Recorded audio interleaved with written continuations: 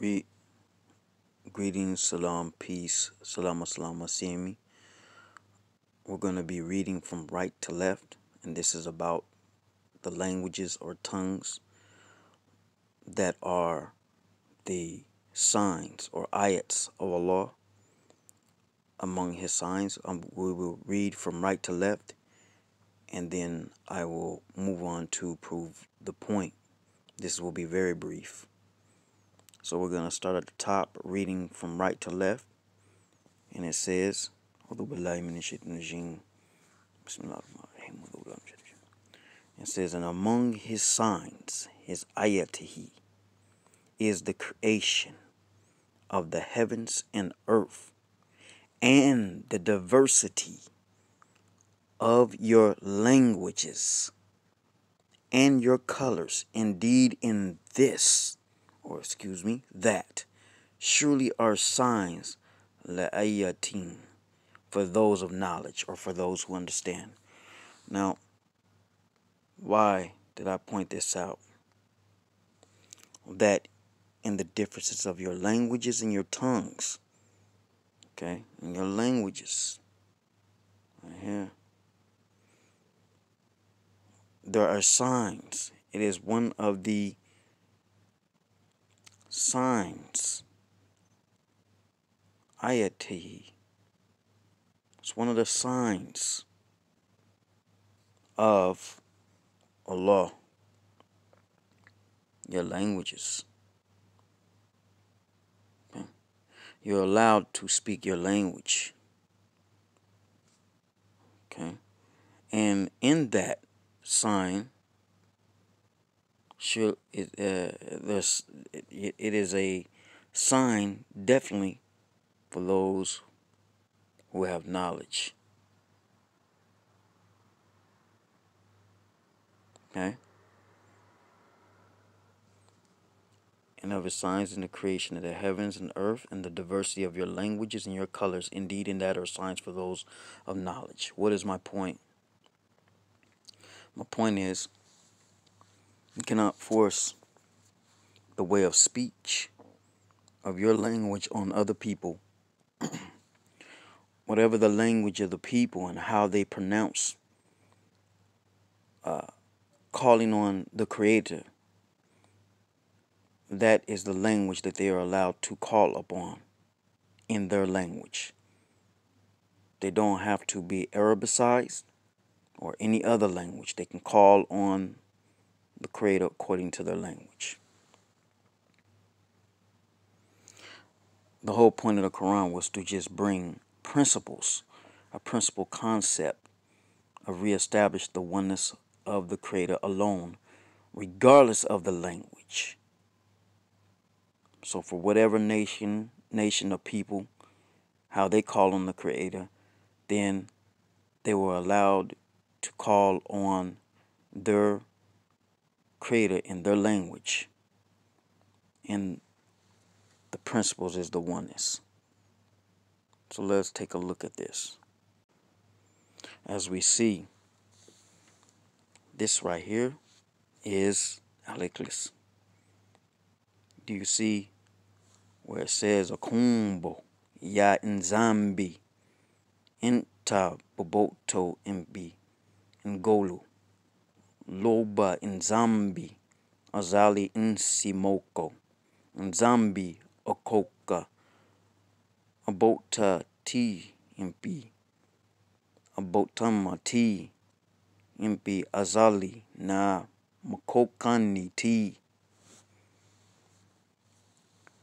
The reason why this is brought up is because the other day I said to somebody, Bamoko Bwa Nzambi, and then I proceeded to say Akombo Ya Nzambi. I kept saying it, Ya Nzambi, Intababoto Mpi Ngulu. The person said, you cannot say Nzambi, you have to say Allah. So I responded to them, Loba Nzambi Azali Nsimoko Nzambi Akoka Abotati Mpi Abotamati Mpi Azali Na mokokaniti. And I showed him this surah, al-Ikhlas, al-Ikriyas, in the Lingala language. And he was paused. I said, you say Allah. And sometimes I will say Allah. The principle behind saying Allah is that there's only one God and He has no partner. That is the principle that the Quran came to establish. If people around the world had one time called upon the one God alone and they had deviated, the Quran came to remind them of the principle of only calling upon the Creator. But it could be in their language. They did not have to become Arabicized. The remembrance of Arabization, when the message of the Quran came to some of the Arabs, was to remind them in their tongue of the name Allah, but in the principle of only worshiping Allah alone.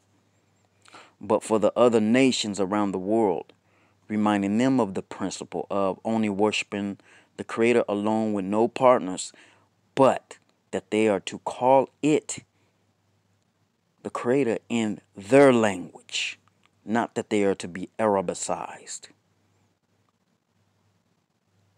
You see? So Luba and Nzambi. Now, one thing about this word Nzambi, it's not associated with zombies. Zombies are from Hollywood, and I'll get into the history of that one day. But also zombies came from a sort of distortion of during the slave trade. Voodoo came to Haiti, and the Haitian form of the word zombie came to be. Okay, and then they put that in the movies, but that had nothing to do with the original meaning of Nzambi, which existed way before a Hollywood movie called Zombie. But we'll get into that another time. The point right here is the word Nzambi is the extra, I won't say wordplay, but is the extra emphasis of respect of another word called Nsimi. Nsimi, as you can hear the word sim, okay? There is something similar in the Quran called Bisimi. Okay, it's the same sim, and yes, it goes back to the word sim, shem, a type of name for the Creator, which in the Kikongo language, which is related to the Lingala, Nsimi means the Creator who speaks. So basically, speaking things into creation. But when you want to throw extra respect on it, some say you say instead of Nsimi, you say Nzambi.